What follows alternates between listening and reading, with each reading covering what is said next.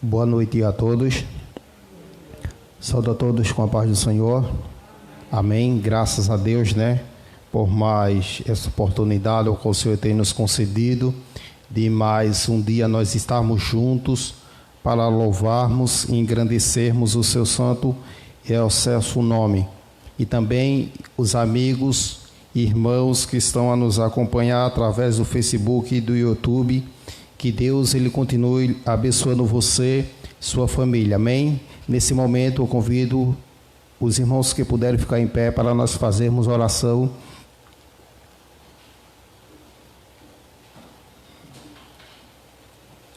Santo Deus e maravilhoso Pai, nós te louvamos, ó Deus, por tua graça, ó Deus, e por tua misericórdia, ó Deus, sobre as nossas vidas. Muito obrigado, ó Deus, por esse momento ao qual o Senhor nos concedeu, ó Pai. Muito obrigado, ó Deus, pelo pão de cada dia, ao qual tem suprido, ó Deus, as nossas necessidades, pela vida de cada família aqui nessa noite representada, pelos amigos e irmãos que estão também, ó Deus, acompanhando, ó Pai, através do Facebook e também através do YouTube, ó Deus, que o Senhor continue nos abençoando, ó Pai. Meu Deus, usa-nos nessa noite, o grupo que for louvar, e também o pastor, ó Pai, qual está na responsabilidade, ó Pai, de trazer a tua palavra, ó Pai. Nós entregamos tudo na tua mão e a ti oramos, ó Deus, porque teu é o reino e o poder e a glória para sempre. Amém. Amém. Nesse momento eu convido toda a igreja para nós louvarmos o hino de número 62 do nosso cantor cristão. 62. Nome precioso.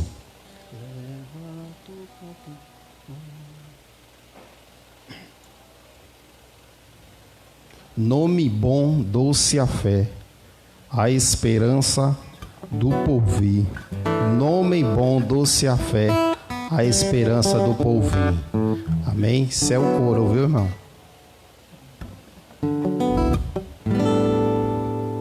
Leva tu contigo o nome de Jesus o Salvador. Este nome dá consolo, seja no lugar que for. Nome bom, doce a fé, a esperança do povo. Toda a igreja. Nome bom, doce a fé, a esperança do povo. Este nome leva sempre para bem te defender.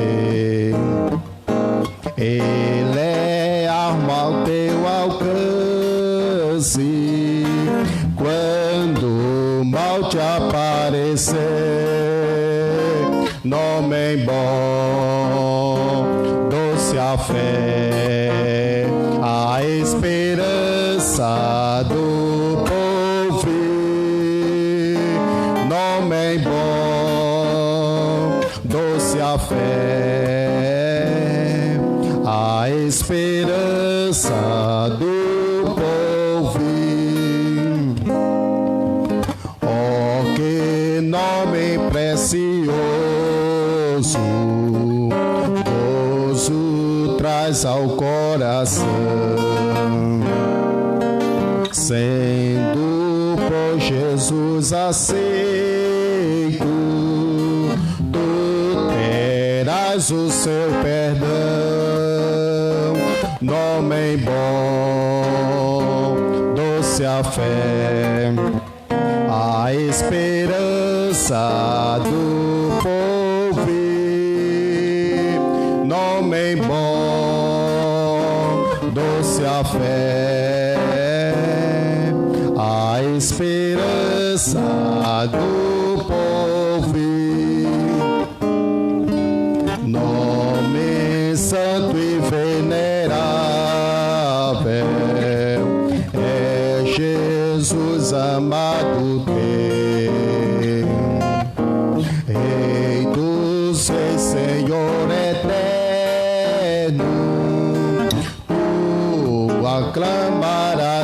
céu. Toda a igreja. Doce a fé, a esperança do povo, nome bom. Doce a fé, a esperança do povo. Amém? Glória a Deus. Ainda vamos louvar o hino do nosso cantor cristão de número 112.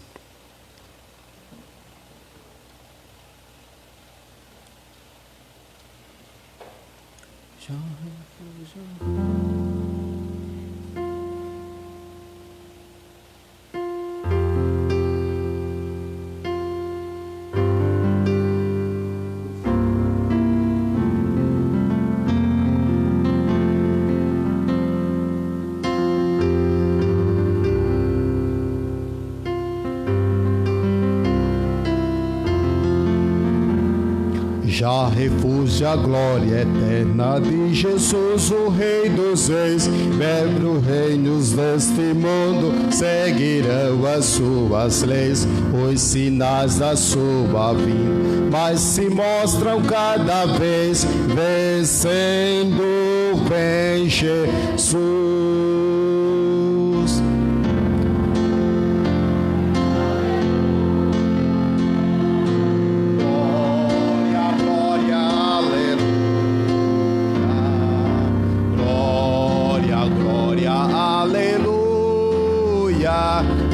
Vencendo vem Jesus, o clarim que chama os crentes, a batalha já zoou, Cristo à frente do seu povo, multidões já conquistou, o inimigo em retirada, seu furor patenteou, vencendo vem Jesus. Glória, glória, aleluia. Glória, glória, aleluia. Glória, glória, aleluia. Vencendo vem Jesus. Eis que em glória refulgente sobre as nuvens descerá, e as nações e os reis da terra com poder governará. Sim, em paz e santidade toda a terra regerá, vencendo vem Jesus. Glória, glória, aleluia. Glória, glória, aleluia. Glória, glória, aleluia. Vencendo vem Jesus. E por fim entronizado as nações há de julgar, todos grandes e pequenos o juiz há de encarar, e os gemidos triunfantes em fulgor hão de cantar.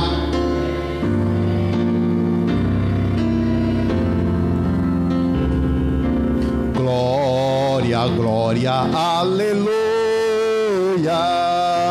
Glória, glória, aleluia. Glória, glória, aleluia. Vencido tem Jesus. Glória, glória, aleluia. Glória, glória, aleluia. Glória, glória, aleluia. Vencido tem Jesus. Vencido tem Jesus. Amém? Graças a Deus, né? Glória, glória, aleluia. Vencido tem Jesus. Amém? Nesse momento, convido toda a igreja para lermos um texto. o Salmos 27, a partir do primeiro versículo.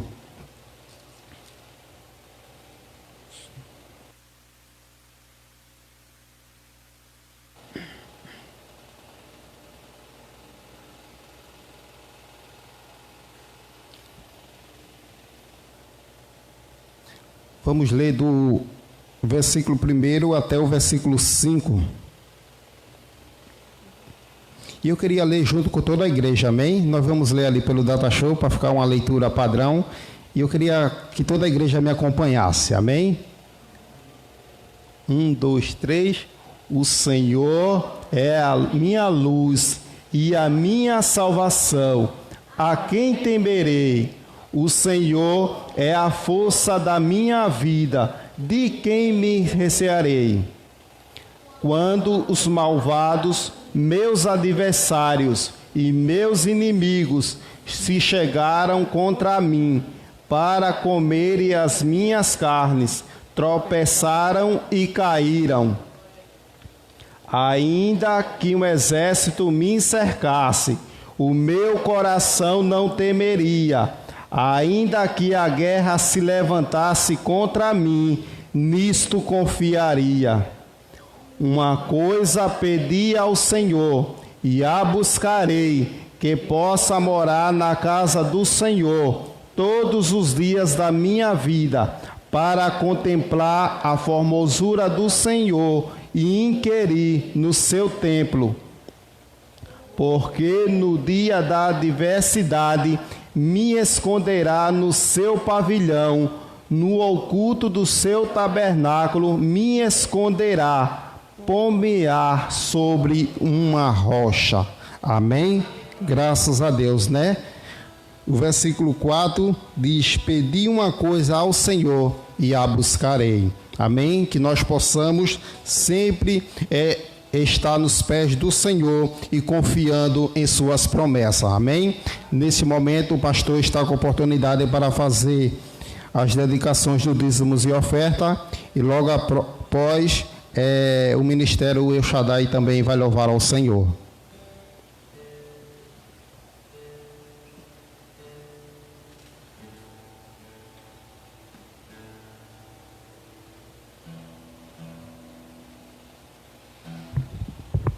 Paz do Senhor Jesus a todos.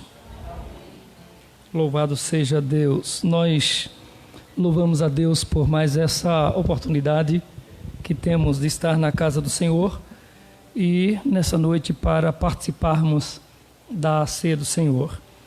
Irmãos, nós temos a dádiva dos céus de poder estar cultuando a Deus, de poder estar na igreja.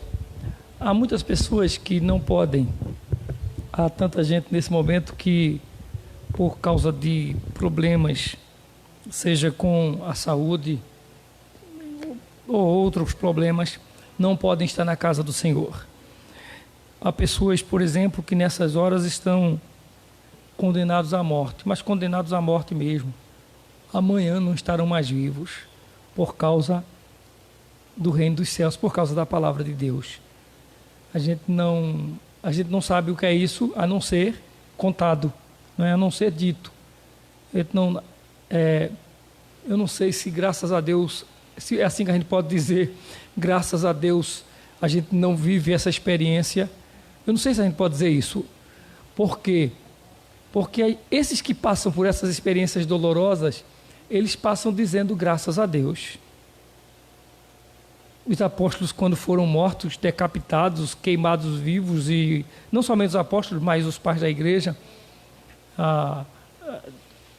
muito depois dos apóstolos, que foram mortos, condenados à morte, eram mortos dizendo graças a Deus. Eles estavam dizendo assim, agora eu me sinto, ou melhor, era como se eles dissessem assim, agora eu me sinto participante dos sofrimentos de Cristo. Porque eles sentiram no corpo, na pele, na carne, o que era realmente sofrer por causa do Evangelho. A gente às vezes reclama, não é? Porque nem todo mundo da casa da gente quer se converter.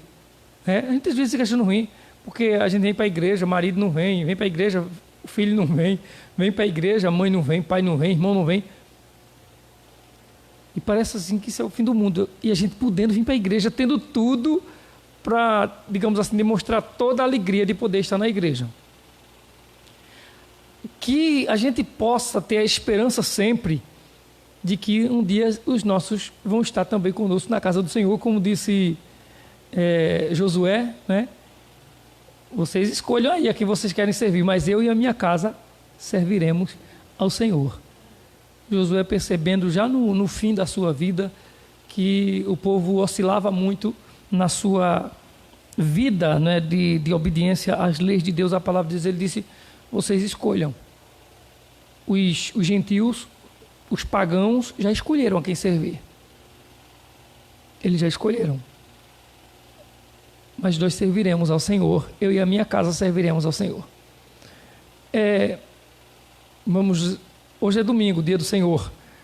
Eu não vou, isso aqui não é uma crítica, até porque eu entendo todo o lado, como é que eu posso dizer, o lado folclórico da nossa nação, do nosso país. Mas assim, por exemplo, hoje é domingo, dia do Senhor. Não dia do Senhor como o dia do Senhor guardado na lei de Moisés. Não, porque senão a gente ia ter que estar brigando pelo sábado. Nós seríamos adventistas. Então, como nós não somos sabatistas, adventistas nem sabatistas, nós somos crentes em Cristo Jesus e não na lei nem no sábado, porque Cristo cumpriu a lei por nós. Então, nós fazemos o que? Hoje é o dia que a gente escolheu, digamos assim, para estar na casa do Senhor. O que a igreja do Senhor tem, digamos assim, a liberdade. A gente podia estar aqui qualquer dia da semana, como estamos reunidos hoje, mas parece que os outros dias da semana são mais corridos, tem os trabalhos, cada um tem suas atividades, não vão ter tempo. Hoje parece que a gente descansa mais um pouco e pode estar na casa do Senhor à noite. Que não era essa a ideia do dia do Senhor. A ideia do dia do Senhor não era que a gente pudesse estar descansado nesse dia, folgando dos trabalhos, das atividades do dia a dia, dos nossos afazeres, para poder estar no culto à noite. Não era essa a ideia. A ideia do dia do Senhor lá na lei era um dia consagrado e separado para o Senhor. Então, amanhecia o dia, se fosse o caso do nosso dia, como nós contamos, não como os judeus, porque os judeus contam o dia a partir do anoitecer de ontem até o começo do anoitecer de hoje, por isso que o adventista, ele, a partir da sexta-feira, das 18 horas da sexta-feira até as 18 horas do sábado. É assim que eles preveem que estão guardando o sábado. Mas pensemos o seguinte, já que nós estamos falando que o domingo é o dia do Senhor, é assim que nós consideramos, então vamos pensar o seguinte: nós chegaríamos o domingo e estaríamos no domingo como as igrejas fizeram, ou consagração de 7 horas da manhã, escola bíblica de 9 às 11, de 10 às 12, alguma coisa assim, à tarde, evangelismo, saía visitando. Está entendendo como as igrejas fizeram do domingo o dia do Senhor? Mas eu não queria falar sobre isso, o que eu quero falar é que chega o domingo, o dia do Senhor. Então, nesse domingo do dia do Senhor, ainda que eu tenha alguma atividade, ainda que, digamos, no meu trabalho, não agora que eu estou de férias, mas quando está trabalhando, a gente às vezes trabalha no domingo, folga outro dia da semana, mesmo que eu vá trabalhar nesse domingo, mas eu tive durante a semana, momentos de meditação, de estudar um texto, de preparar um texto para estar pregando na igreja.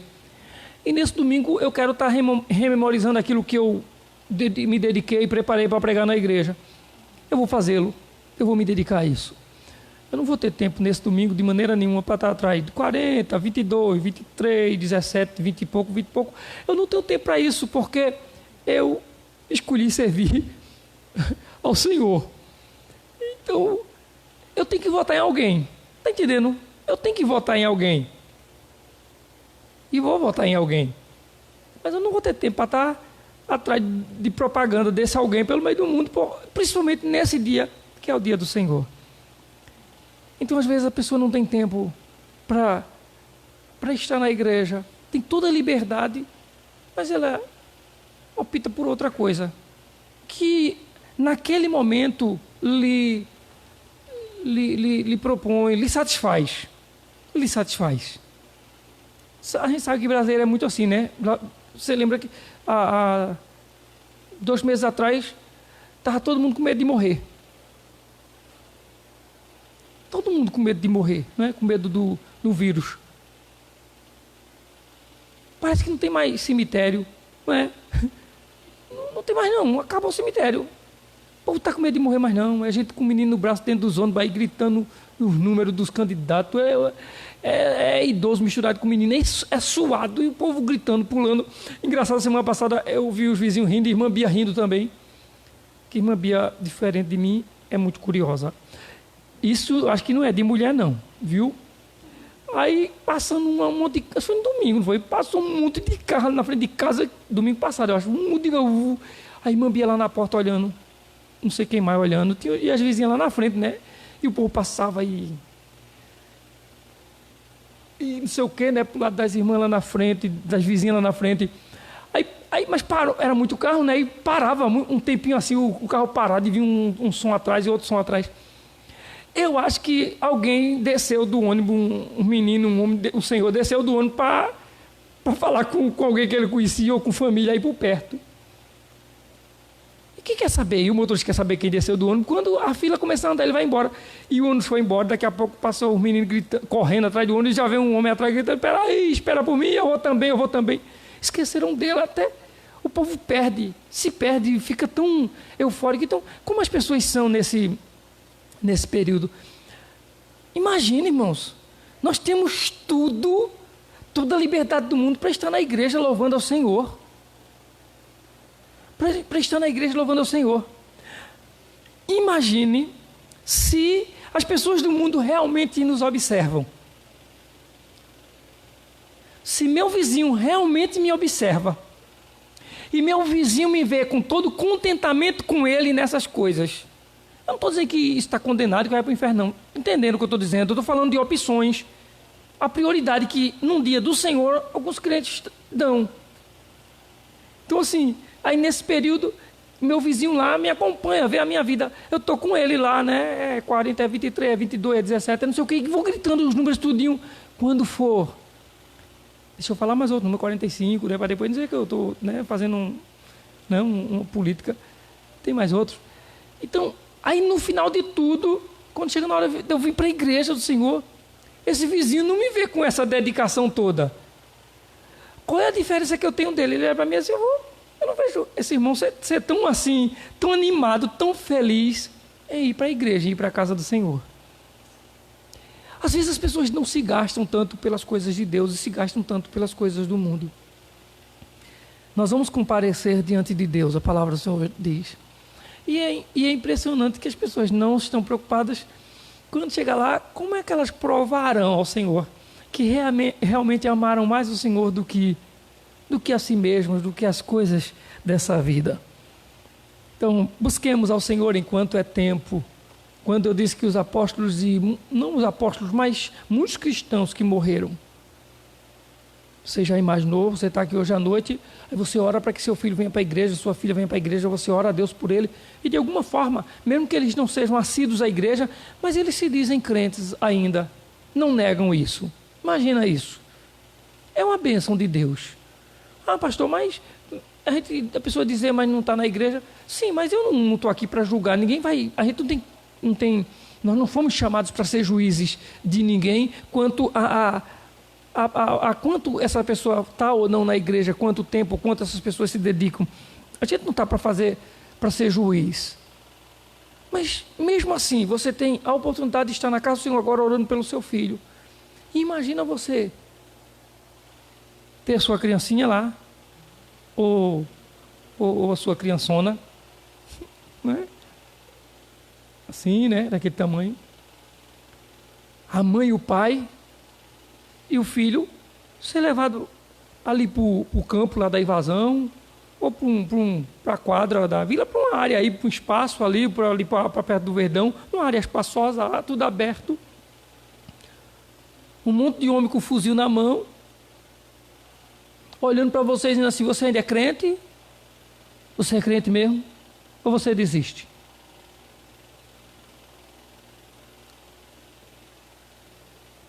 Isso você já levou um bocado de cacetada, todo machucado, você, seu marido, aí ele olha para o seu filho, bota seu filho, puxa lá para a sua frente, bem na sua frente, bota seu filho de joelho, bota o fuzil na cabeça dele. E aí, você ainda é crente, irmão? Ainda vai para a igreja ou vai desistir? Imagina a sua filha gritando para você: manhinha, desiste, manhinha, manhinha, manhinha vai me matar, manhinha. Gritando.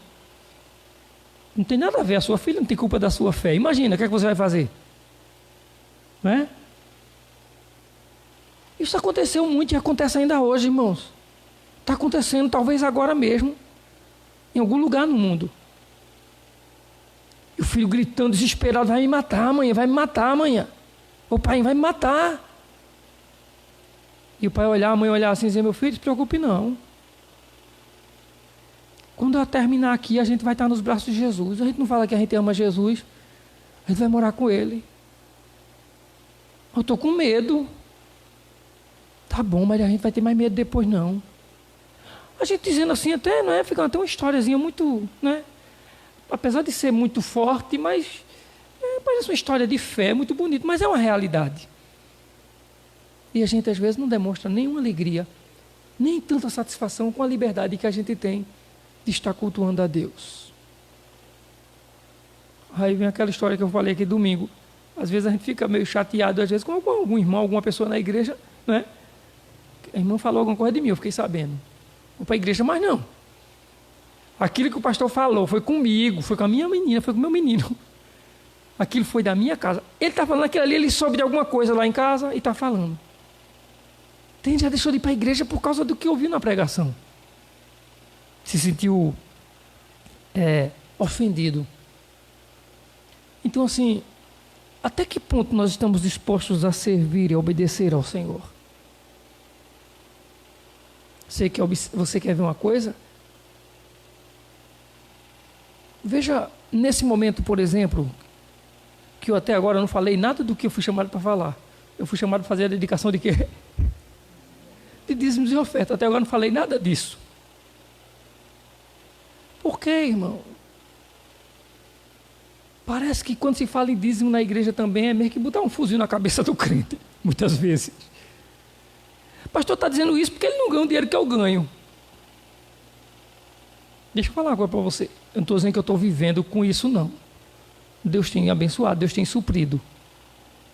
Mas hoje é 26, né? 25?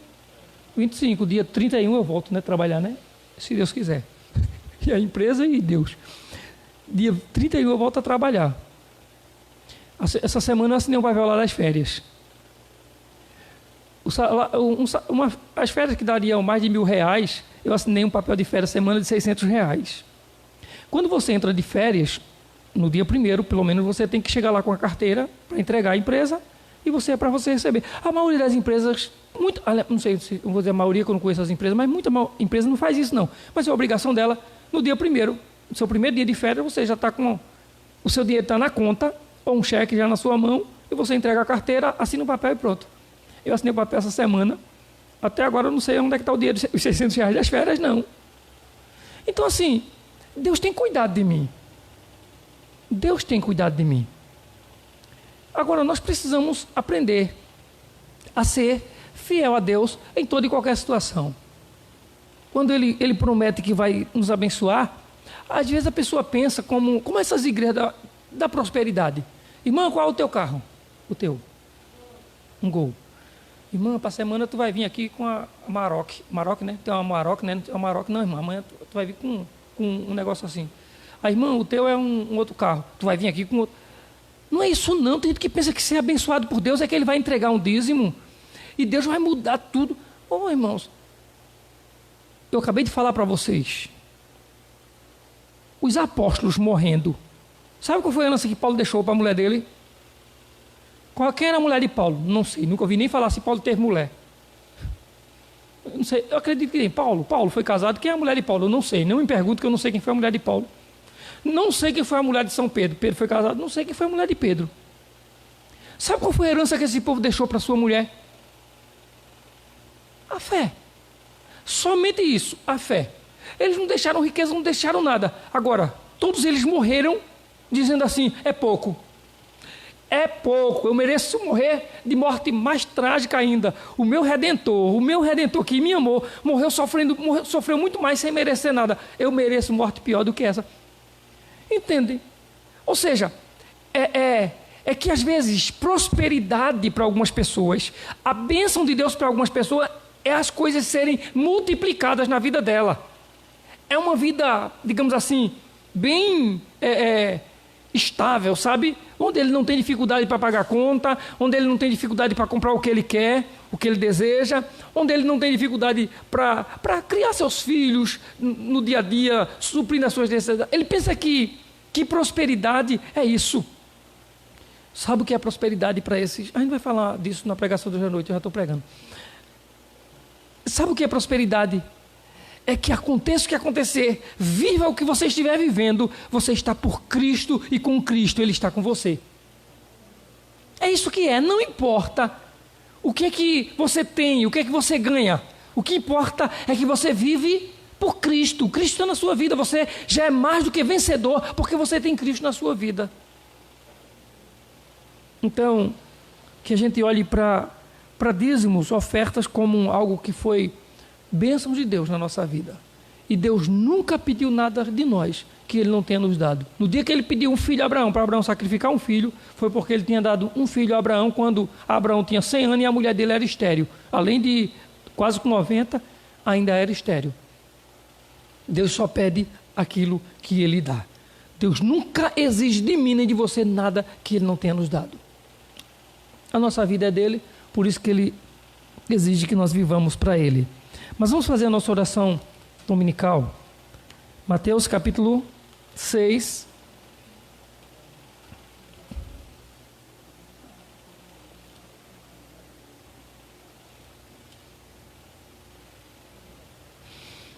Mateus capítulo 6, a partir do versículo 9. Amém.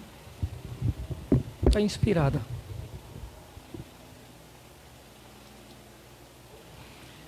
Portanto, vós orareis assim: Pai nosso que estás nos céus, santificado seja o teu nome. Venha a nós o teu reino. Seja feita a tua vontade, assim na terra como no céu.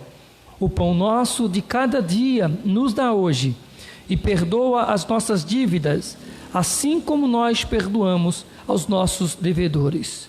E não nos induzas à tentação, mas livra-nos do mal, porque teu é o reino e o poder e a glória para sempre. Amém.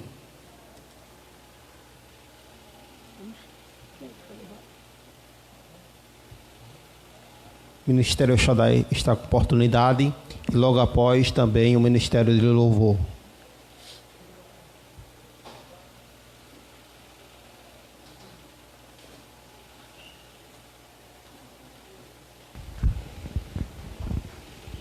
Saudamos a igreja com a paz do Senhor. Antes de louvar, quero fazer um agradecimento a Deus, pois estive enferma essa semana. E quero agradecer às irmãs e os irmãos da igreja, que oraram por mim. A irmã Nininha que me ajudou também, eu chamei ela para ir no hospital comigo essa semana. Eu fiquei meio desesperadinha. Eu vou ligar para a irmã Nininha, para ela ir comigo lá no hospital. Aí, graças a Deus, ela chegou lá com o carro. Quero agradecer também a Vaninha, pelo seu carro, Que o Senhor abençoe a irmã Vaninha, que mandou o Vitor me levar lá no hospital. E eu agradeço a Deus, pela vida de cada um de vocês, que o Senhor tem colocado na minha vida. Por isso que eu digo que vocês são nossa família, Graças a Deus, pela família que o Senhor Ele tem nos dado, Eu agradeço a Deus por cada um de vocês que estão aqui nesta noite, Que oraram por mim. Aqueles também que não puderam vir, que eu sei que oraram também. Que o Senhor abençoe a cada um, no nome do Senhor Jesus. Amém. Iremos deixar aqui para a meditação da igreja Isaías 40 e o versículo 31, que diz: Mas os que esperam no Senhor renovarão as suas forças, subirão com asas como águias, correrão e não se cansarão, caminharão e não se fatigarão. Amém.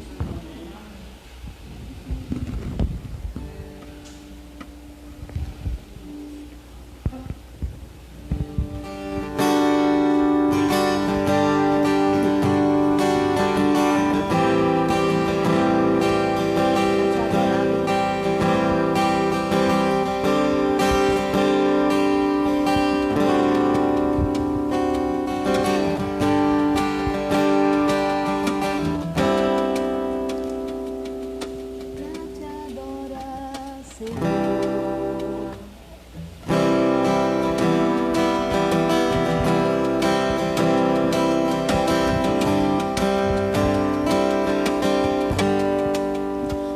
te adorar, Senhor,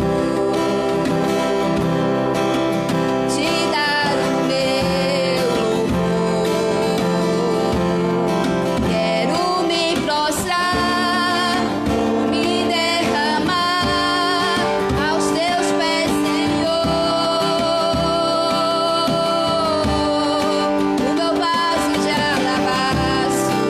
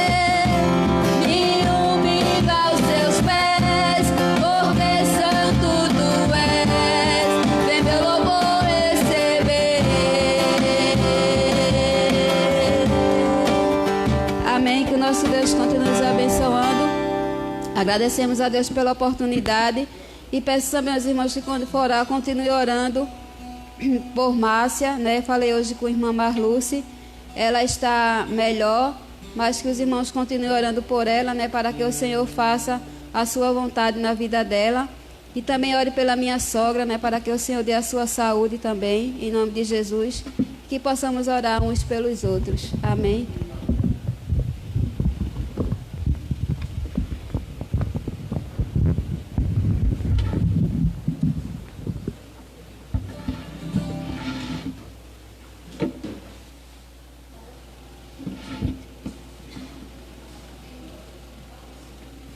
Graça e paz. Vamos ficar de pé para louvar o Senhor, amém?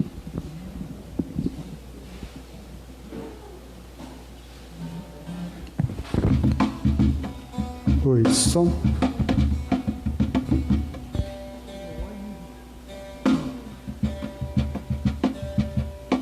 Oi, som.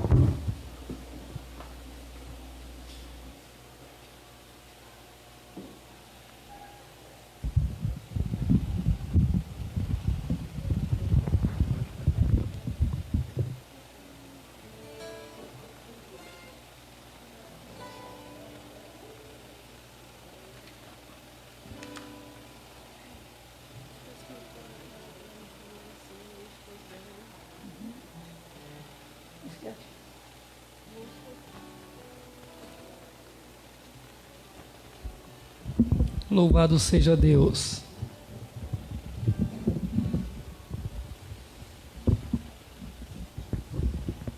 Deus Todo-Poderoso, que era, que é e há de vir. Louvado seja Deus. Irmãos, eu quero ler com os irmãos um texto bíblico, Filipenses capítulo 1.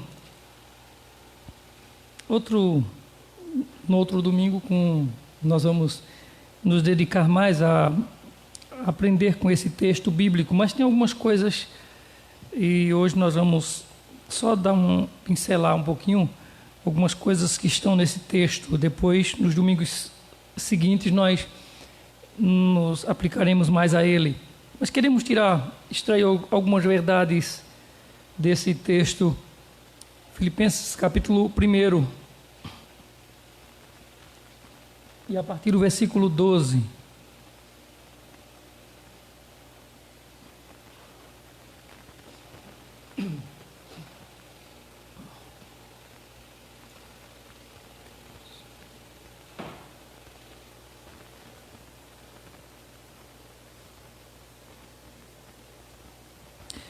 O apóstolo Paulo nos diz assim: quero ainda, irmãos, cientificar-vos de que as coisas que me aconteceram têm antes contribuído para o progresso do Evangelho, de maneira que as minhas cadeias em Cristo se tornaram conhecidas de toda a guarda pretoriana e de todos os demais. E a maioria dos irmãos, estimulados no Senhor por minhas algemas, ousam falar com mais desassombro a palavra de Deus. Alguns efetivamente proclamam a Cristo por inveja e porfia. Outros, porém, o fazem de boa vontade. Estes por amor, sabendo que estou incumbido da defesa do Evangelho. Aqueles, contudo, pregam a Cristo por discórdia, insinceramente julgando suscitar tribulação às minhas cadeias. Todavia, que importa? Uma vez que Cristo, de qualquer modo, está sendo pregado, quer por pretexto, quer por verdade, também com isso me regozijo, sim, sempre me regozijarei. Porque estou certo de que isto mesmo, pela vossa súplica e pela provisão do Espírito de Jesus Cristo, me redundará em libertação, segundo a minha ardente expectativa e esperança de que em nada serei envergonhado. Antes, com toda a ousadia, como sempre, também agora, será Cristo engrandecido no meu corpo, quer pela vida, quer pela morte. Porquanto para mim o viver é Cristo e o morrer é lucro. Entretanto, se o viver na carne traz fruto para o meu trabalho, já não sei o que hei de escolher. Ora, de um e outro lado estou constrangido, tendo o desejo de partir e estar com Cristo, o que é incomparavelmente melhor. Mas por vossa causa é mais necessário permanecer na carne. E convencido disto, estou certo de que ficarei e permanecerei com todos vós para o vosso progresso e gozo da fé, a fim de que aumente, quanto a mim, o motivo de vos gloriardes em Cristo Jesus, pela minha presença de novo convosco. Vamos voltar ali só o versículo 21.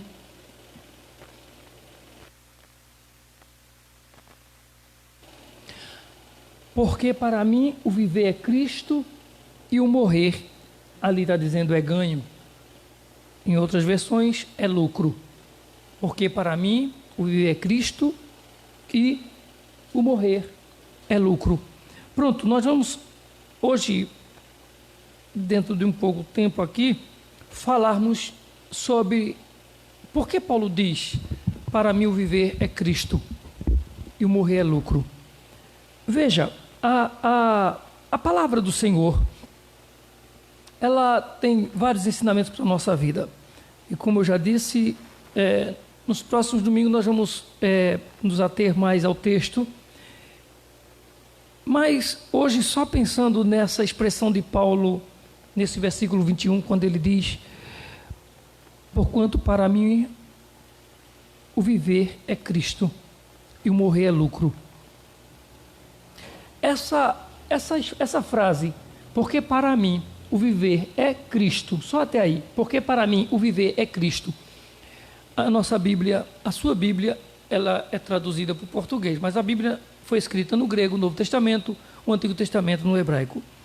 E quem foi traduzir a Bíblia tentou, digamos assim, talvez, eu acredito que tentou melhorar para a gente, sabe, as coisas. Só que esse melhorado para a nossa linguagem foge do original, e quem não conhece, e se a gente não conhece o original, a gente perde o sentido daquilo que as pessoas que escreveram isso queriam dizer. Paulo, quando diz, por exemplo, porque para mim o viver é Cristo, no grego, no original, o verbo ser, ali, essa palavra é, não existe. Quando Paulo diz assim, para mim o viver, ele não diz é Cristo. Quando ele diz para mim viver, ele diz para mim viver Cristo. Não tem essa junção aí, esse verbo, o viver é, não. Ele diz para mim viver Cristo. É como se Paulo quisesse dizer assim: Cristo é tudo. Cristo é tudo na minha vida. É isso que eu sou Cristo em mim. Que é isso que deveria os cristãos se preocuparem. Quando Paulo diz isso para mim, viver Cristo, é como se ele dissesse assim: o que interessa é que Cristo seja visto na minha vida, é que Cristo apareça, é que Cristo se manifeste. Ou seja, isso é tudo, essa deve ser a minha identidade. Seria como se Paulo dissesse assim: as pessoas quando olhassem para mim não podiam ver em mim Paulo, tinha que ver Cristo na minha vida. Irmãos, isso é tão sério para o cristão, e a gente tem que aprender o seguinte: quando a gente converte-se, quando a gente é chamado para servir a Cristo, a gente tem que procurar viver a palavra, e a cada dia a gente precisa crescer no conhecimento dessa palavra. Só que as pessoas, quando têm um encontro com Cristo, elas pensam que elas tiveram um encontro com a religião. Elas pensam que elas são apenas religiosas, que vai no domingo para a igreja, tem horário do culto, vai cantar hino, louva, prega e acabou, e fica nisso mesmo. Passa pelo irmão a paz, amém. O irmão está doente, vamos orar por ele. Essas coisas assim. Está entendendo que fazem parte desse ambiente que se diz religioso. Paulo, ele está dizendo: eu não devo ser visto pela religião que eu vivo, pela religião que eu faço parte. As pessoas têm que ver Cristo na minha vida. As pessoas, quando olharem, têm que ver em mim Cristo. Então, significa o seguinte, que nós precisamos viver Cristo em todo momento da nossa vida. Se eu não vivo Cristo durante o meu dia, eu não viverei Cristo no culto. Se eu não vivo Cristo no meu trabalho, naquilo que eu faço no meu dia a dia, eu não vou viver Cristo na igreja. Por isso que tem muitas pessoas que não conseguem se firmar na igreja, nos caminhos do Senhor, porque elas acham que não vão conseguir digamos assim, esse equilíbrio. Elas acham que parece que o mundo as atrai mais, e ela diz, para viver assim uma vida dúbia ou dupla, elas preferem deixar de servir a Cristo para servir ao mundo. Você já ouviu alguém dizer assim, por exemplo, baseado naquele provérbio que diz: todo caminho leva à venda, a venda, né? Todo caminho leva à venda, alguma coisa assim, que é antigo isso, e tem gente assim, mas nem todo caminho leva a Deus ou leva para o céu. O que Paulo está dizendo aqui é totalmente diferente do que a gente pensa quando quer falar esse provérbio aí popular, dizendo que todo caminho, Paulo está dizendo assim, para mim, não existe outro lugar para onde eu vá, todo o meu caminho é em Cristo, é direcionado a Cristo, é direcionado por Cristo, é vivendo por Cristo. Então, quando alguém diz assim, todo caminho não leva à salvação, mas Paulo diz assim, para mim, todo caminho, para mim, todo o meu caminhar leva a Cristo.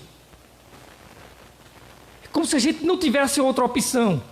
Mas Cristo se revela na nossa vida a cada dia. Agora veja uma coisa, quem era Paulo? Quem era Paulo? Paulo foi perseguidor da igreja.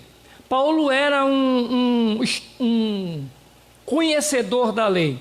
Paulo era um fariseu, que era um mestre, um homem que conhecia da lei e que entendia da lei. E quando eu digo da lei, a lei de Moisés. Paulo viveu a sua vida defendendo a lei. Se alguém perguntasse a Paulo antes, para você, Paulo, viver é o que? Paulo ia dizer, é a lei. Antes, o que Paulo ia dizer era isso. Se alguém que conhecesse a Paulo antes de Paulo encontrar-se com Jesus, perguntasse a ele, ele ia dizer, Paulo, a tua vida, para você viver o que? Paulo ia dizer, para mim, o viver é a lei. Até o dia em que ele teve um encontro com Jesus, quando ele ia para Damasco, e no caminho uma luz brilhou derrubando do cavalo, e ele ouviu a voz do Senhor que falava com ele. Dali em diante, o Senhor mandou ele ir para uma rua chamada direita, e lá alguém ia lá orar por ele. Ele enviou os seus servos para irem lá até orar por Paulo. Paulo ficou cego, até que alguém chegou lá para orar por ele. Por 3 dias Paulo ficou nesse estado, e nesses 3 dias ele não enxergava, não lia a lei, mas ele orava. Então ele orou, Deus mandou alguém lá, alguém foi lá. O que acontece é que alguém ora por ele, lá naquela rua estreita onde o Senhor mandou que ele fosse, o Espírito de Deus vem sobre a vida dele. Os seus olhos, ele diz que caíram como que as escamas caíram dos seus olhos. Naqueles dias, naquele momento, daquele contato que ele teve, essa experiência espiritual, se alguém perguntasse a Paulo, para você o viver é o quê? Ele não dizia mais, o viver é a lei. Paulo já ia mudar o seu discurso. O que Paulo diria é, eu sou um miserável pecador. O meu viver é pecado. O meu viver é sujo. O meu viver desagrada a Deus. Mas agora Paulo é transformado pelo Espírito Santo do Senhor. Deus mostrou para Paulo, quando caem as escamas dos seus olhos, Deus mostrou para ele a espiritualidade da lei. E se agora Paulo tem que escrever alguma coisa, e o que Paulo escreveria seria o seguinte, e ele escreve, quando ele escreve aos Filipenses 1:21, para mim, o viver Cristo. Na nossa linguagem, o viver é Cristo. O coração de Paulo, o coração incircunciso de Paulo passou pela humilhação, passou pelo sentimento de culpa, da responsabilidade pelos seus pecados, e agora ele entendia que precisava de um Salvador. Paulo conhece esse Salvador. Agora, Paulo diz, para mim o viver é Cristo. Para que alguém possa dizer, para mim o viver é Cristo, ou viver Cristo, como Paulo disse, algumas coisas precisam acontecer de verdade na vida dessas pessoas. Algumas coisas precisam serem verdadeiras. Primeiro, nós precisamos estar ligados a Cristo. E estar ligado a Cristo, na Bíblia, é justificação. Quando nós falamos, Paulo defendia a lei, Paulo era zeloso pela lei, mas ele não conhecia Cristo. E nem conhecia o seu estado miserável de pecador. Até o dia que ele tem um encontro com o Senhor Jesus, a vida dele é transformada. Ele agora não é mais aquele homem que busca a justificação pela lei, mas ele é justificado em Cristo Jesus. Jesus paga o preço dos seus pecados, Paulo sabe que agora não é mais porque ele guarda a lei, mas é porque Cristo morreu por ele lá na cruz. E Cristo morreu para que seus pecados fossem pagos, para que a sua culpa fosse perdoada. A partir de então, Paulo passa a viver para Cristo, a viver Cristo, como diz a palavra. E esse viver Cristo, ou melhor, nessa parte, quando nós falamos está ligado a Cristo, imagine, por exemplo, um cordão que você usa no seu pescoço, alguém que use, ou uma corrente no seu braço. Se você observar, toda a sua extensão é feita por pequenas argolas que estão entrelaçadas, estão presas umas às outras. Paulo diz o viver Cristo agora. Para mim, viver Cristo é isso. Não tem como separar mais, não tem como dividir. É Cristo e Paulo. Cristo em Paulo. Não tem como dividir Cristo do cristão. Cristo tem que estar na minha vida como uma argola está atrelada à outra. Então não tem como eu ir para a vida, não tem como eu ir resolver alguma coisa sem que Cristo não esteja nesse momento comigo. Então é muito necessário que o cristão observe isso. Qual o seu comportamento, qual as suas atitudes diariamente no que vai resolver, nas decisões que vai tomar, nos problemas quando ele se depara com eles. Como é que ele se comporta? Como alguém que realmente Cristo está entrelaçado com ele, Cristo está nele, Cristo vive a vida dele. E aí quando ele tomar as decisões, é Cristo agindo através da sua vida. Uma segunda verdade para que a gente possa dizer, para mim viver é Cristo, é que nós não somente estamos ligados a Cristo, mas nós temos a nossa vida nele. Isso é santificação. A vida do cristão é feita nesse propósito de santificação. E como é que a gente entende santificação? Santificação não é um estágio que alguém alcançou, que alguém atingiu. Por exemplo, a semana passada, ou 2 semanas atrás, eu estava vendo uma reportagem, o santo da internet. O Papa, tem um nomezinho que se dá, vários processos até ser considerado santo, né? E o rapaz já passou num desses estágios. Ele morreu muito novo, um problema lá de saúde, não sei se foi um câncer, eu sei que ele morreu muito jovem, mas ele foi um jovem muito influenciador no catolicismo, principalmente na internet. Ele influenciou muito, tanto que ele é considerado o santo na internet, e o Papa já deu o primeiro, porque um milagre, já foi acontecido um milagre na vida de um menino que estava doente de câncer também, um problema lá, e a mãe fez a oração, pediu ao santo da internet, que já morreu não sei quanto tempo. Não é esse estágio de santidade que o Papa decide, sabe, que são comprovados. E deixa eu falar para você, eu não estou aqui brincando nem debochando das atitudes que o Papa toma em relação à santidade, não. O processo não é de brincadeira. Eu entendo a seriedade das coisas. Não pense que o Papa chega assim e diz assim, irmã Gisleide disse que aquele homem viveu lá, o pastor Alessandro, foi um homem muito bondoso, muito de oração, ele lia muito a Bíblia, e o Papa vai e diz, aí é santo. Não. Ou irmã Gisleide faz, a minha menina fez uma oração ao santo pastor Alessandro e a menina foi curada. Aí o Papa decide, não é assim que o Papa decide, não, é muito sério. É feito muitas avaliações, passa por uma bancada de religiosos, não somente religiosos católicos, passa por ateus, viu? É uma coisa séria, viu? Para poder ser declarado santo. É por isso que o povo acredita tanto. Porque depois passou por isso tudinho, até por ateus. Está entendendo? Até ateu tem que comprovar, às vezes, a veracidade do milagre. Vê que coisa. Mas deixa eu voltar para vocês dizer, mas não é desse estágio de santidade que Paulo está falando. Não, que a gente quer falar. Não é um estágio que você atinge de santidade. Paulo, a santificação na Bíblia não é um estágio.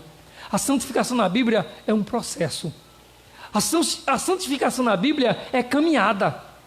A santificação na Bíblia é tido como conhecer. O cristão, ele vive para conhecer. E se não for assim, nós nunca seremos verdadeiros cristãos. O verdadeiro cristão, ele passa cada dia a conhecer mais a Cristo. Imagina, se você escuta aqui na igreja falar que Deus... O último louvor que foi cantado hoje à noite, Jeová Shalom, ele é um Deus de paz. Jeová Jireh, ele fala o quê? Ele fala o quê? Tem que saber. Ele é provedor. Jeová Shammah, Deus presente aqui. Não é isso? Falar nisso é muito bonito. E se isso já é bom, quando a gente já pregou aqui um domingo há muito tempo atrás, sobre esses nomes de Jesus, esses nomes atribuídos a Deus, que falam da sua essência e natureza. Se isso já é maravilhoso para a gente compreender e a gente nunca viu, imagina quando for estar na presença dele. Quem é que pode dizer que conhece a Deus como conheceremos quando estivermos com ele? É possível que alguém aqui conheça a Cristo como quando o apóstolo Paulo diz assim: nós veremos como ele é e seremos semelhantes a ele. Não é possível nessa vida alguém conhecer a Cristo. Então nós estamos no processo de santificação, que é a cada dia desejamos e queremos conhecer mais e mais ao Senhor. Santificação é isso. Depois da justificação vem a santificação. Eu quero conhecer mais a Deus. Você pode conhecer a Jesus 50 anos. Você pode ter 10, 30, 20 anos de crente, não importa. Se você é um verdadeiro cristão, você quer conhecer mais ainda a Jesus. Isso quer dizer, você quer ter cada vez mais comunhão com Ele, estar mais perto dEle, viver mais para Ele, obedecer mais a Ele, servi-lo mais ainda. Imagine, por exemplo, se o seu dia for muito bom. Digamos que hoje você tinha lá umas cobranças a fazer, uns pagamentos, umas contas em atraso, as prestações de conta em atraso para serem resolvidas, e você conseguiu resolver tudo isso, você conseguiu colocar tudo em ordem naquele dia, e quando chega a noite você deita a cabeça no seu travesseiro, depois que tudo que você tentou fazer durante o dia resolver, deu certo. Quando você deitar a cabeça no seu travesseiro, você sentir que faltou nesse dia comunhão com o Senhor. Mesmo que você tenha vivido um dia tão bom, mesmo que as coisas tenham sido tão boas, mesmo que as coisas tenham dado certo para você, pode crer que você vai dormir. Talvez seja essa a sua noite, o seu vazio. Você está dormindo, você está indo para a cama. Tudo pode estar resolvido, mas se não houver comunhão com Deus, você está indo para o seu sono vazio. Se você durante o dia, você lutou, você tentou resolver as coisas, o dia foi muito difícil, foi muita luta, mas você clamou a Deus, você insistiu diante de tantas coisas, mas mesmo assim as coisas não aconteceram como você esperava. Mas você clamou ao Senhor, você viveu em comunhão com Deus, você buscou ao Senhor. À noite, quando você deitar a cabeça no teu travesseiro, você vai ter encerrado um bom dia, porque você está na comunhão com Deus. É conhecer o Senhor. O cristão vive a santificação. A santificação não é que tudo dá certo, mas é que o certo é que Cristo está com você, é que você está vivendo em Cristo. E assim como os dedos das mãos não são tudo iguais, os dias também não serão. Vai ter dia lá em cima, outro lá embaixo, vai ter dia difícil. Assim como você tem dias chuvosos, dias que o sol brilha muito. Os dias são difíceis, mas o certo é que se você tiver comunhão com o Senhor, todos os seus dias se encerrarão em vitória para a glória do Senhor. E para irmos para a conclusão, Paulo nos ensina que para que possamos dizer, como verdadeiros cristãos, para mim, o viver é Cristo. Nós, como verdadeiros cristãos, precisamos amar a Ele, amar ao Senhor. Paulo escreveu aos Efésios, em 2 Coríntios capítulo 5, versículo 14, Paulo escreveu dizendo assim, que o amor de Deus, Paulo disse, o amor de Deus, ele me constrange, Paulo diz. Paulo está dizendo, eu sou constrangido pelo amor de Deus. É como se ele estivesse dizendo assim, olha, a minha motivação é o amor de Deus. Eu sinto-me amado, eu sinto que Ele me ama, mas eu amo ao Senhor. Eu vivo por amor a Ele, eu vivo para amar a Ele. O amor de Cristo enchia a boca, enchia o coração. O amor de Cristo não somente enchia a boca, o coração, mas enchia a vida do apóstolo Paulo. E ele diz, o viver é Cristo. Se tem coisas que a gente percebe, algumas curiosidades na Bíblia muito importantes. De tudo que Paulo escreveu, de todas as epístolas, cartas que Paulo escreve, entre 2 a 3 versículos, Paulo está dizendo Cristo, Cristo. Paulo está falando Jesus Cristo, Jesus Cristo. Pelo menos entre 2 ou 3 versículos de tudo que ele escreve, ele sempre está lá afirmando Jesus Cristo. Ele ama Cristo. Ele vive para Cristo, ou ele vive Cristo na sua vida. A gente vai encontrar sempre entre 2 ou 3 versículos Paulo declarando Cristo, Cristo. Lutero disse assim, que Paulo não conseguia, ele não era capaz de manter Cristo afastado da sua pena, quando ele escrevia, porque o Espírito Santo mantinha Cristo no coração do apóstolo Paulo. Paulo continuava escrevendo sobre Cristo e não esquecia de Cristo, porque o Espírito Santo não te deixava que Cristo se afastasse do coração do apóstolo Paulo. Que maravilha!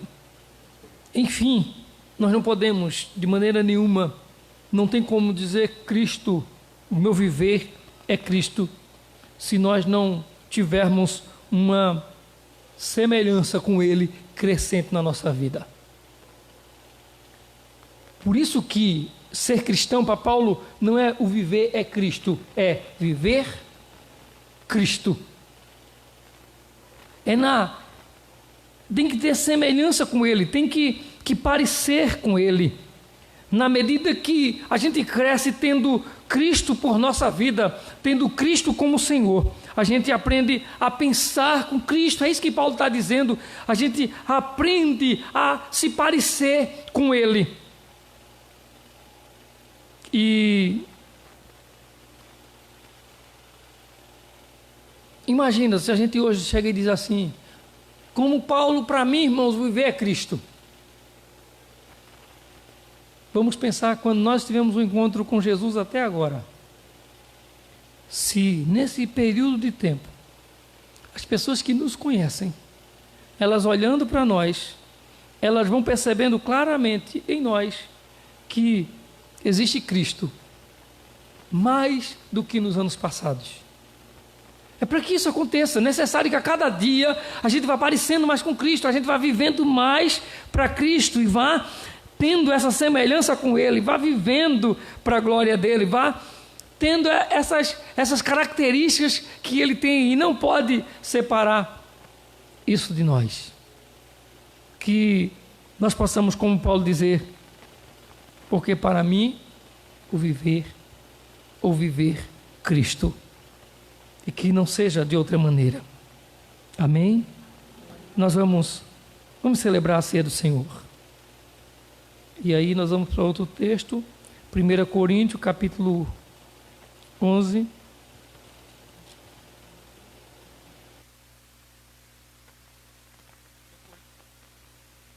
Primeira Coríntios 11, a partir do versículo 23.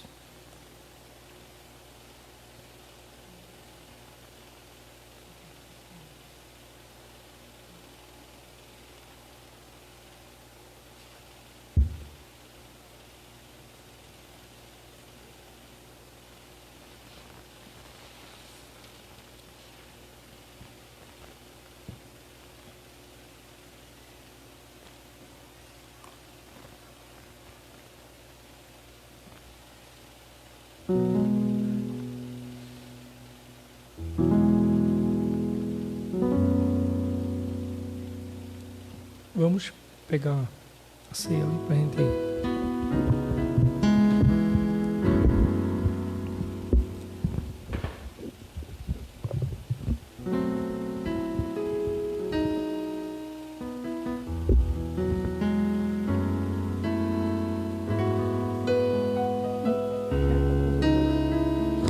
1 Coríntios 11, 23, porque eu recebi do Senhor o que também vos entreguei, que o Senhor Jesus, na noite que foi traído, tomou o pão e, tendo dado graças, o partiu e disse: isto é o meu corpo que é dado por vós, fazei isto em memória de mim.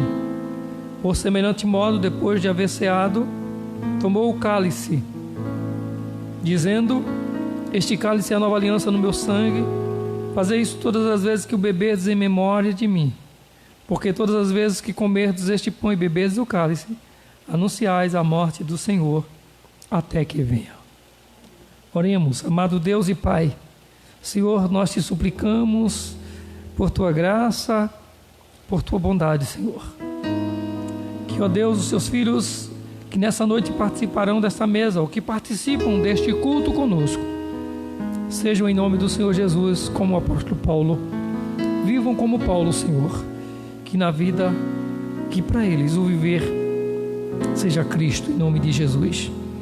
Nós te bendizemos, ó Deus, por este momento e suplicamos que o Senhor dê graça aos teus filhos ao tomarem do pão e do cálice, que eles participem não apenas do gozo, mas dos frutos, ó Deus, dessa comunhão contigo. Queremos apresentar-te, ó Deus, o pão, queremos te apresentar o cálice diante do teu altar do Senhor, em nome de Jesus. Amém. Amém. Pode ser. Seja bendito que na cruz por nós padeceu. Seja bendito o seu sangue e por nós pecadores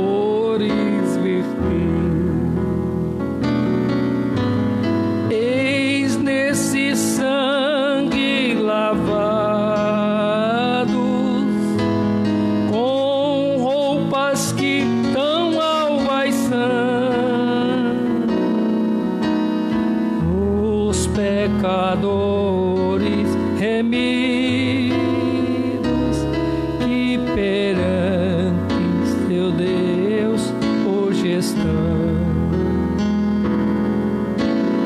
Algo mais que a neve, algo mais que a neve.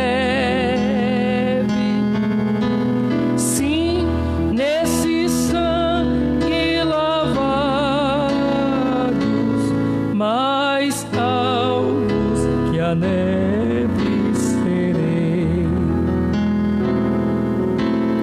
quão espinhosa a coroa que Jesus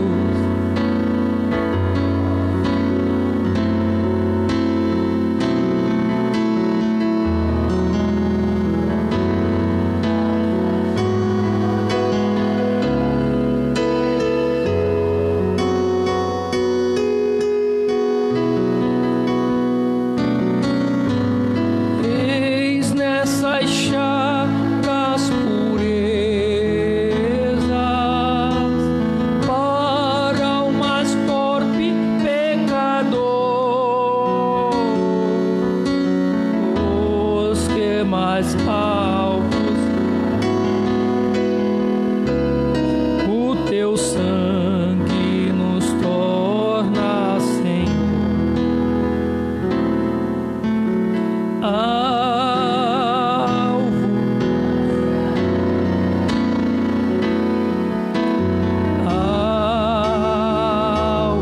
mais que a neve.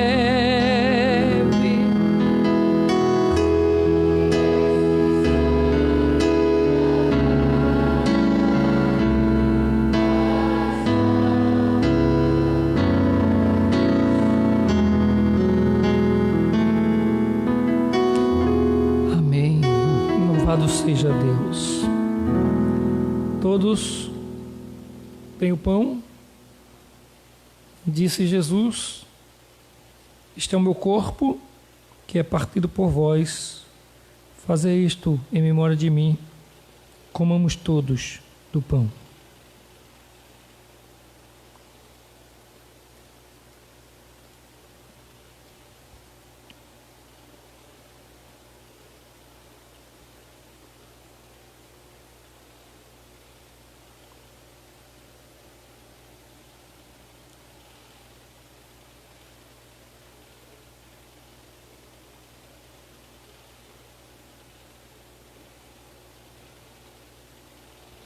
Amém. Louvado seja Deus. Todos têm o cálice. Disse Jesus: este cálice é o Novo Testamento no meu sangue. Fazei isso todas as vezes que o beberdes em memória de mim. Bebamos todos do cálice.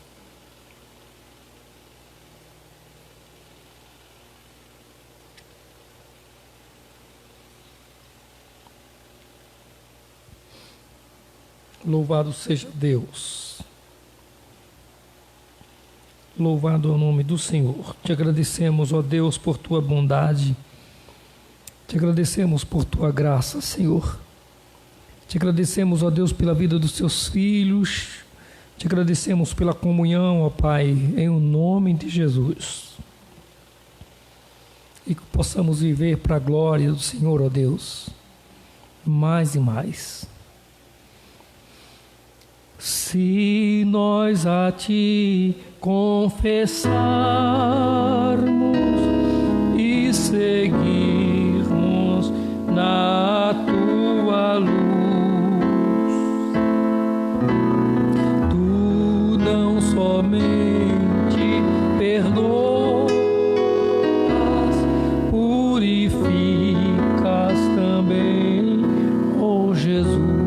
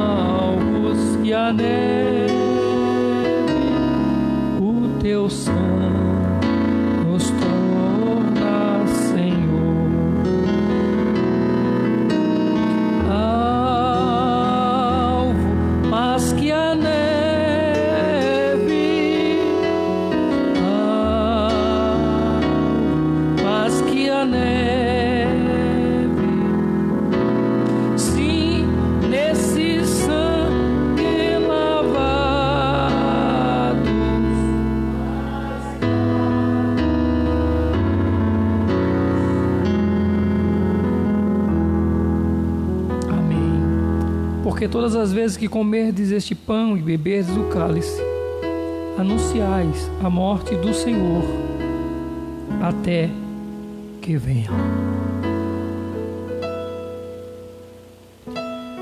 Vamos colocar em pé, irmãos, vamos orar a Deus, agradecendo a Ele por este momento na sua casa, na sua presença.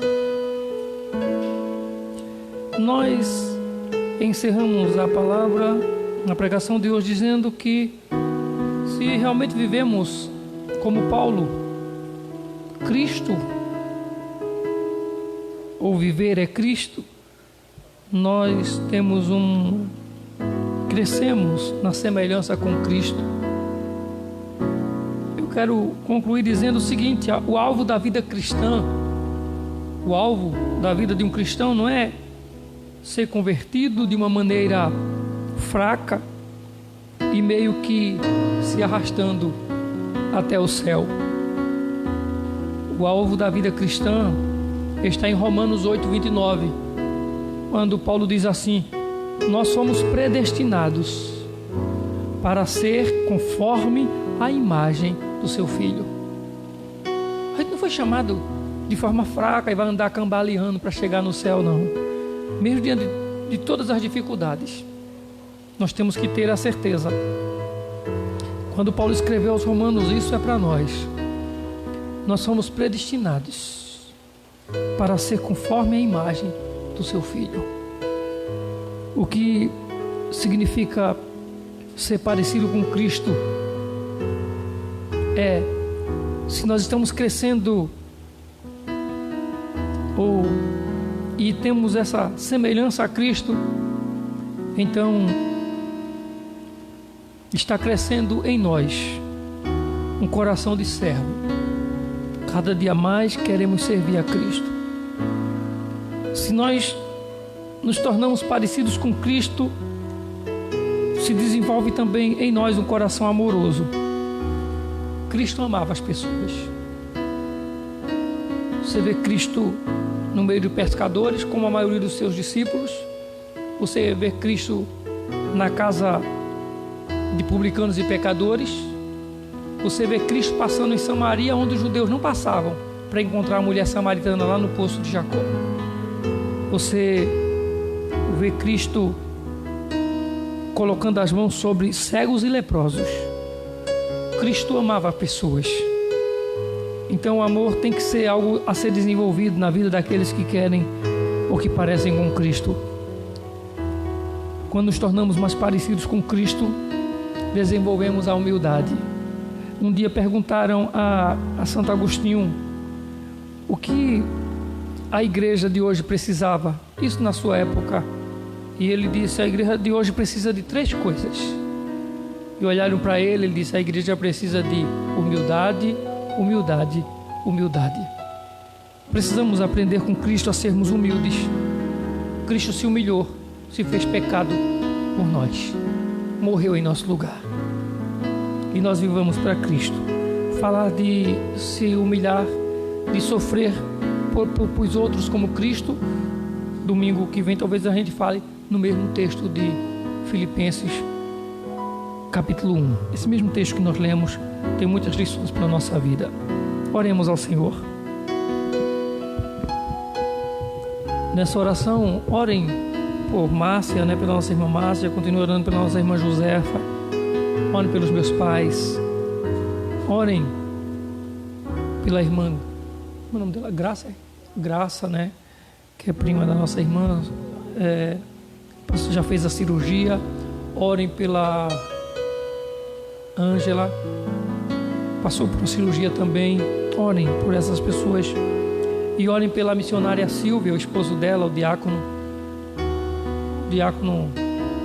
que vem há muito tempo sofrendo problemas seríssimos, problemas cardíacos, já precisa fazer cirurgias e não tem como, não há possibilidade, ele não resiste.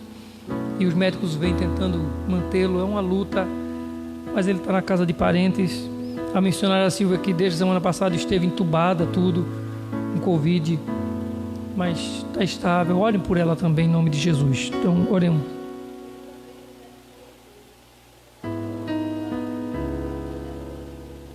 Ele também. Então, oremos pelo casal. Orem agradecendo a Deus pela vida da irmã Bia, E eu que tenho que agradecer. Não aguento irmã Bia doente dentro de casa, não, irmão. Vocês não sabem o que eu trabalhei essa semana, não. Hoje eu estou aqui, os dedos dói, as pernas dói, o pé dói. Não sei porque é que mulher não sente dor. Oremos ao Senhor. Amado Deus e Pai, bendito é o Teu nome. Como é bom, Senhor, estar na Tua presença. Como disse Paulo, como é bom viver Cristo, Senhor. E que a nossa vida seja isso, Pai, seja viver Cristo a cada dia. Que Cristo seja visto em nós, ó Deus, no amor. Que Cristo seja visto em nós, ó Deus, no servir. Que Cristo seja visto em nós na humildade. Que Cristo seja visto, ó Deus, no Teu povo. Ó Deus amado, rogamos-te, ó Pai, que continue falando e manifestando a Tua graça e o Teu amor aos corações da Tua igreja. Continue, ó Deus, revelando a Tua vontade, de maneira que compreendam, ó Senhor, que talvez nós não conseguimos quando pregamos ou ensinamos na igreja, mas que o Senhor se revele a cada um em nome de Jesus de maneira soberana e gloriosa. Pai querido, nós oramos por aqueles que não puderam estar aqui hoje à noite. Oramos por aqueles que não estão podendo estar na Tua igreja, Senhor, na Tua casa, por qualquer que seja o motivo. Mas nós oramos por aqueles que estão enfermos.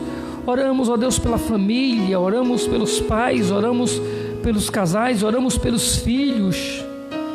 Que a tua bênção venha sobre o lar, trazendo saúde, trazendo graça, trazendo comunhão. Oramos, ó Deus, pela irmã Márcia, oramos, Senhor, pela irmã Josefa, oramos pelos meus pais, oramos, Senhor, pela irmã Graça. Oramos, ó Deus, em nome de Jesus, pela amiga da nossa irmã Nayala. Deus amado, que o Senhor esteja abençoando-as e, ó Deus, dando graça, restaurando, ó Deus, a saúde de cada um. Te pedimos, ó Deus, pela missionária Silvia, pelo diácono, seu esposo. Estenda tuas mãos, poderoso Deus, dá saúde aos teus filhos. Eu quero te dar graças, ó Deus, pela restauração, pela saúde, pela melhora da nossa irmã Bia. Que o Senhor continue lhe dando saúde. Não deixe ela adoecer mais não, Jesus. Tem misericórdia de mim também. Deus abençoa toda a tua igreja, Pai. Que o teu povo aprenda a confiar cada dia mais no Senhor. E que, ó Deus, não são os melhores dias que nos fazem, são viver Cristo que nos faz verdadeiros cristãos. Que o teu povo viva para a tua glória. Que, ó Deus, aqueles que estão desapercebidos, aqueles que estão, ó Deus, vivendo de forma displicente, ó Deus, sejam alertados, sejam acordados, despertados pelo Senhor de alguma maneira. Nós oramos, ó Deus, pedindo àqueles que acompanharam a transmissão deste culto hoje à noite, talvez agora ainda estejam nesta oração, os que estiverem ou não, que sejam abençoados, ó Deus, na sua vida, em nome de Jesus, que gozem do milagre do Senhor, da presença gloriosa do Senhor. Muito obrigado, meu Deus, pela liberdade que temos de adorar e cultuar o teu nome. Nós te agradecemos por tudo, ó Deus, pela vida de todos que aqui estão, ó Deus, e que todos saiam daqui virtuosos, abençoados em nome de Jesus. É assim que nós queremos que todos se sintam na tua casa, em nome de Jesus, ó Pai, em nome de Jesus. E que o amor de Deus, a graça do Senhor Jesus, a comunhão e as consolações do Espírito Santo sejam sobre todos, hoje e para sempre. Amém, meu Deus. Amém. Irmãos, eu quero agradecer a Deus também. Eu me empolguei agradecendo a Deus pela vida do meu esposo, né? Pois foi o Senhor que me deu, né? A minha mãe sabia, a minha mãe tinha certeza da pessoa que ia confiar, né, a sua filha para ele, né? Ele sabe disso. E eu agradeço a Deus, né, pela vida do meu esposo, pois ele é uma pessoa maravilhosa. Além de ser um esposo, é um amigo, pai, né? E também agradeço a Deus pela vida dos meus filhos, pois tem me ajudado muito. E quando eu estive doente, eles me ajudaram, né? Alessandro também me ajudou muito em casa. Até roupa Alessandro lavou, não foi, Alessandro, essa semana? Alessandro, né? Ele também chegou assim tarde em casa, e ainda quando chegou, ainda foi lavar roupa também para me ajudar e também fazer as coisas de casa, né? É por isso que eu digo que a gente sempre tem que agradecer a Deus, né, pela família que a gente tem, né? Pois é um projeto de Deus. Então lute pela sua família, né? Valorize sua família, zele por ela, né? Porque o Senhor, Ele tem cuidado de nós, né? Isso aí, só agradeço em nome de Jesus. Amém, irmão. Já melhorei um pouquinho. Deus abençoe a todos.